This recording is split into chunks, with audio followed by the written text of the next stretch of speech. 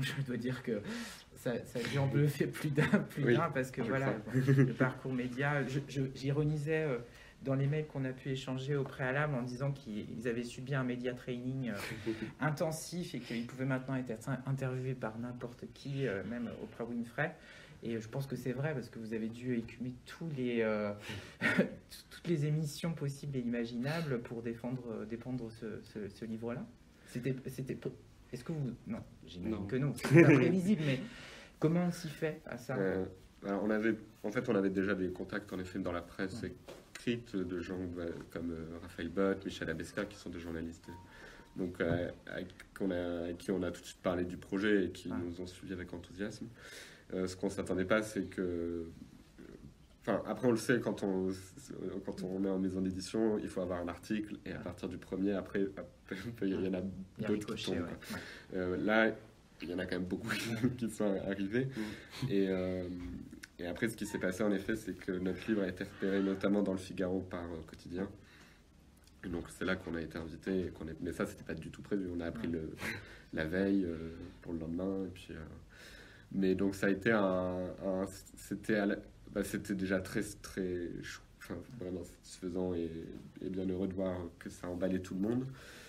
Ça nous a forcément étonné et en même temps ça nous montrait bien que on a travaillé ce livre comme créer le livre qui nous a manqué en tant que lecteur ado, en tant qu'ensuite étudiant quand on faisait nos mémoires pour trouver des sources sur la littérature ado, puis en tant que professionnel du livre tout simplement. Et on s'est bien rendu compte du coup avec tous les articles qui tombaient que c'était en effet quelque chose qui n'avait pas encore existé sur la littérature ado en tout cas, et que c'était ce qui manquait dans le paysage.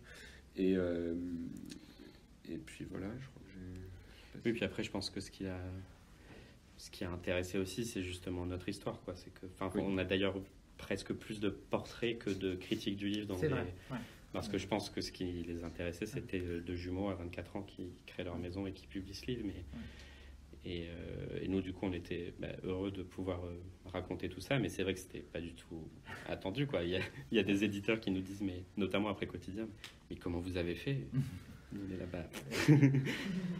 Après, on était heureux aussi parce que justement, comme tu as raison en effet de mentionner le fait qu'on parlait beaucoup de notre parcours, parce que ça nous tient quand même beaucoup à cœur aujourd'hui de défendre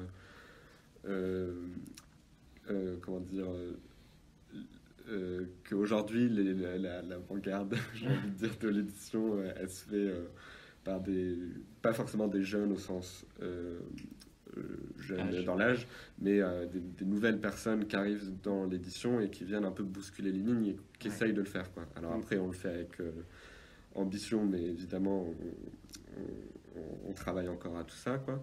Mais ça on l'a beaucoup senti, et c'est pour ça on a parlé du collectif tout à l'heure, de rencontrer plein d'autres gens qui sont dans cette même veine-là nous permet de réfléchir ensemble, de monter des projets ensemble, et ça c'est quelque chose qu'on était content du coup qu'il soit aussi mis en avant dans les médias, de la nouveauté aussi de ce parcours et tout, quoi.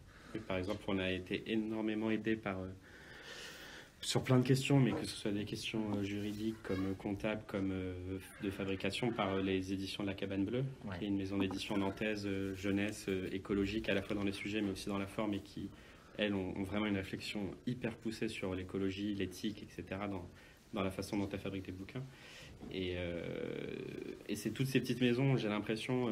la semaine prochaine, effectivement, on sera au Salon de Montreuil dans le grand marché de la petite édition. Et là, il y a plein de petits éditeurs hyper créatifs qui, effectivement, viennent un peu de mettre un coup de pied dans la pyramide et en disant, peut-être qu'on peut faire l'édition autrement. Et aujourd'hui, il y a plein d'enjeux à faire l'édition autrement, ne serait-ce qu'écologiquement, ou par respect pour les auteurs, ou même parce que vous recevez, je ne sais pas combien de centaines de nouveautés chaque semaine. Je ne sais plus si c'est le mot que tu as utilisé, mais un peu photographie de la littérature ado aujourd'hui. C'était la première idée.